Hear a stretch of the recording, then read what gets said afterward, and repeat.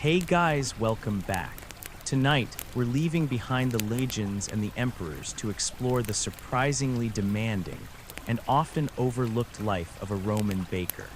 You've probably seen the images of bustling Roman marketplaces overflowing with fresh bread.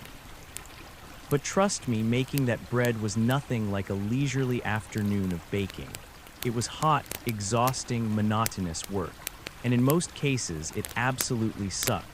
Before we fire up the oven, a small request. If you're enjoying these slices of life from the past, give that like button a good kneading and consider subscribing. And let me know in the comments which other historical trades you'd like to see us explore. Now dim the lights, imagine the heat radiating from a brick oven, the smell of baking bread filling the air, and let's step into the flour-dusted sandals of a Roman baker. You were born into a world of grain, where bread was the staff of life, and the pistrinum, the bakery, was a vital part of every Roman town. Your earliest memories are filled with the sights, sounds, and smells of the bakery. The flickering light of the oil lamps casting dancing shadows on the walls, the rhythmic thud of the millstone grinding grain, the warm, yeasty aroma of rising dough, these were the constants of your childhood. From the moment you were old enough to walk, you were put to work, assisting your parents with the endless tasks that kept the bakery running. You swept the floors, fetched water, and helped to stoke the ovens. The work was hard, but it was also familiar and comforting. The bakery was your home, your world, and your livelihood. The taste of freshly baked bread, still warm from the oven, was the taste of security and belonging. As you grew older, you learned the skills of the trade. You learned how to grind the grain, how to mix the dough, how to shape the loaves, and how to bake the bread. You learned to judge the temperature of the oven by feel, to recognize the subtle signs that the bread was ready, and to troubleshoot any problems that might arise. The baker's trade was a craft, passed down from generation to generation, and you were proud to be a part of it. The feel of the dough in your hands, the satisfaction of creating something delicious from simple ingredients, these were the rewards that made the hard work worthwhile. The hours were long and grueling. You typically worked from before dawn until well after dusk, 6 or 7 days a week. There were no holidays, no vacations, no days off. The bakery had to be kept running, rain or shine, feast or famine. The only respite came during the hottest days of summer, when the heat made it impossible to work in the ovens, or during religious festivals, when the entire city shut down to celebrate. Even then, you still had to tend to the leaven, ensuring that it didn't spoil and that you would be ready to bake again as soon as possible. The sound of the city slowly awakening was your signal to start preparing. The physical demands of the work took their toll on your body. The constant lifting, bending, and carrying strained your muscles and joints. The heat from the ovens parched your skin and caused you to sweat profusely. The flour dust irritated your lungs and made you cough. Burns, cuts, and scrapes were common, and you learned to treat them with simple remedies. You developed calluses on your hands and feet, and your back ached constantly. The smell of sweat and flour clung to you, a constant reminder of the hard work you performed. The heat inside the bakery was often unbearable, especially during the summer months. The ovens radiated heat, and the air was thick with the smell of burning wood. Sweat poured down your face, and your clothes clung to your skin. You drank copious amounts of water, but it was never enough to quench your thirst. You felt dizzy and lightheaded, and your muscles cramped. You longed for a cool breeze, a shady spot, a moment of relief from the oppressive heat. The feel of the cool clay floor beneath your bare feet offered a brief respite, but it was fleeting. It's a wonder the Romans were able to build anything in this heat, but when you think of their amazing construction, you think of their concrete. The recipe wasn't just cement, aggregate, and water. They used volcanic ash, lime, and seawater in a particular combination.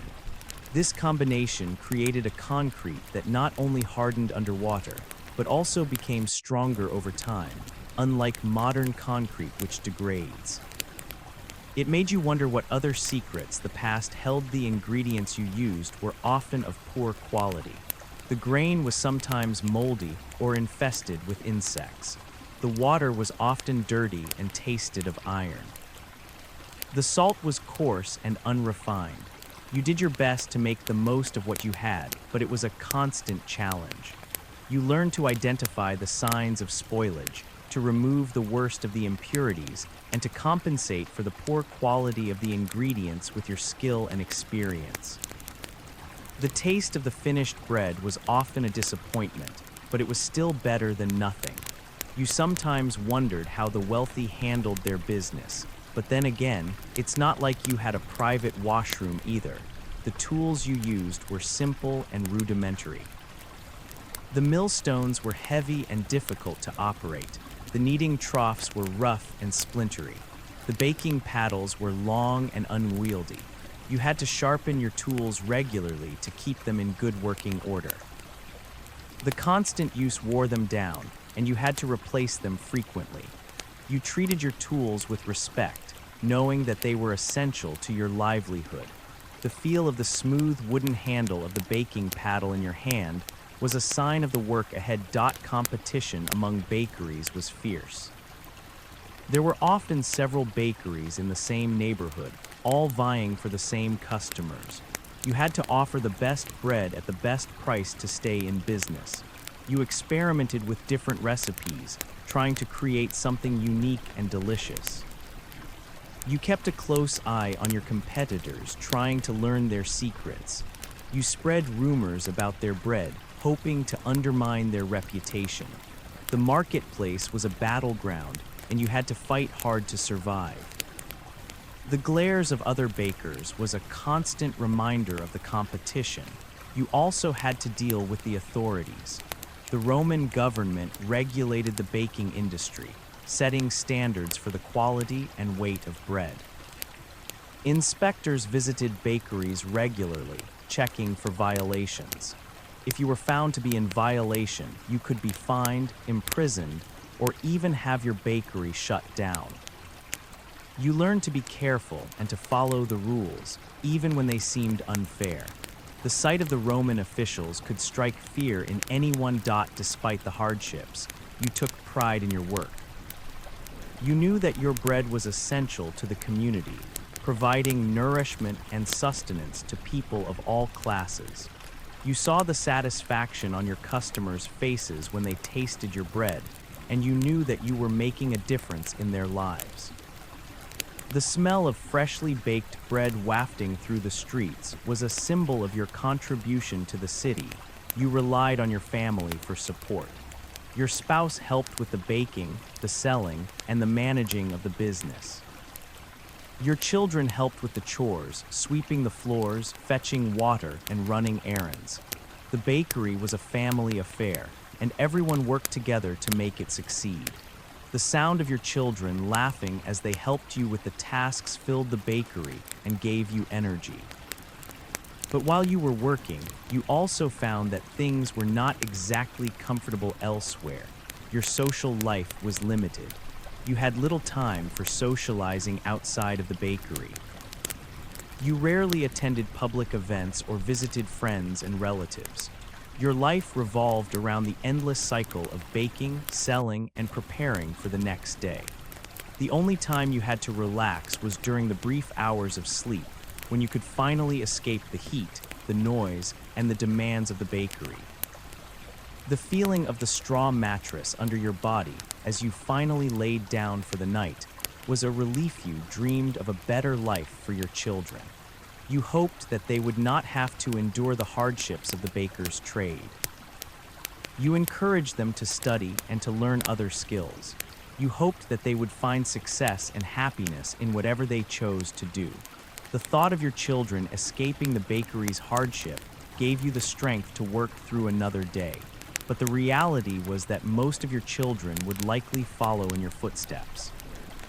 The baker's trade was a family tradition, and it was difficult to break free from the cycle. Even if your children did pursue other careers, they would always carry with them the memories of the bakery, the smell of baking bread, the heat of the ovens, and the hard work that sustained your family. The feeling of the bakery never left. The leaven, the starter dough, was the heart of the bakery. It was a living thing, a culture of yeast and bacteria that gave the bread its flavor and texture. You tended to the leaven carefully, feeding it regularly with fresh flour and water. You kept it in a warm place, protected from the cold and the drafts. The leaven was a symbol of continuity, a link to the past and a promise of the future.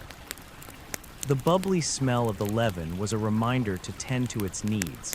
Sometimes, you experimented with new recipes and techniques. You tried different types of flour, different types of leaven, and different baking methods. You were always looking for ways to improve the quality of your bread and to attract new customers. The taste of a failed experiment was disappointing, but the taste of a successful one was a source of great satisfaction. And just like you, the Romans did their daily business. Illness was a constant threat.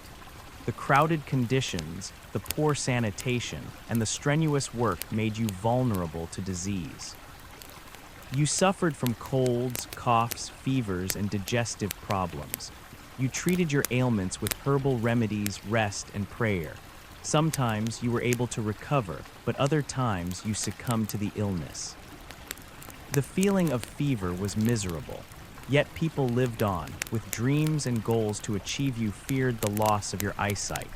The constant exposure to the heat and the smoke from the ovens strained your eyes.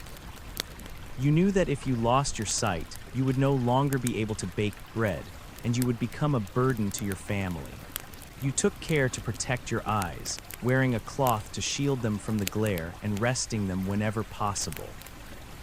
The feeling of grit in your eyes was a signal that it was time to rest.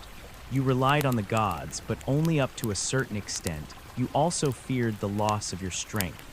The baker's trade required physical strength, and you knew that as you grew older, you would become less able to perform the work. You tried to maintain your strength by exercising and eating a healthy diet. You also relied on your family and your apprentices to help you with the most demanding tasks. The feeling of fatigue in your muscles was a reminder of the limits of your body. Yet fatigue will not stop you from your mission. You found moments of joy in the simple things. The warmth of the sun on your face, the sound of your children laughing, the taste of a ripe fig, the smell of baking bread, these were the small pleasures that made life worthwhile. You cherished these moments, knowing that they were fleeting and that they could be taken away at any time. But memories will last forever. You believed in the gods. You prayed to them for good health, for good fortune, and for protection from harm. You made offerings to them at the local temple, hoping to earn their favor. You believed that the gods controlled your destiny, and you accepted their will, even when it was difficult to understand. The smell of incense in the temple was a comfort, and you could find peace in such serenity. As you grew older, you began to think about your legacy. You wanted to pass on your skills and your knowledge to the next generation. You took on apprentices, teaching them the secrets of the baker's trade. You hoped that they would carry on your tradition and that they would continue to bake bread for the community long after you were gone. But only time will tell if the world would remember. Eventually, the time came to retire. You were old and tired, and you could no longer perform the demanding tasks of the baker's trade. You passed the bakery on to your children or to your apprentices. You spent your remaining days resting, reflecting on your life, and enjoying the company of your family and friends. But what matters is that you are resting in peace. You died peacefully in your sleep, surrounded by your loved ones. You were buried with your baking tools, a symbol of your life's work. Your memory lived on in the hearts of your family, your friends, and your community. Historians still argue about the actual social status of bakers, with some suggesting it was a relatively respected trade providing essential services. while others emphasize the hard labor and relatively low profit margins, suggesting a more precarious existence. Regardless, the smell of baking bread continued to fill the streets, a reminder of the Roman baker who had dedicated his life to feeding the city. So tonight, as you drift off to sleep, think of the Roman baker, the man who fed the city, the man whose labor started before dawn. Think of the heat, the flour dust, the aching muscles, and the smell of baking bread. Sleep well, and remember the people whose daily work provided the simple necessities of life, often at a great cost to themselves. The bread that you taste tomorrow carries the mark of many bakers before you.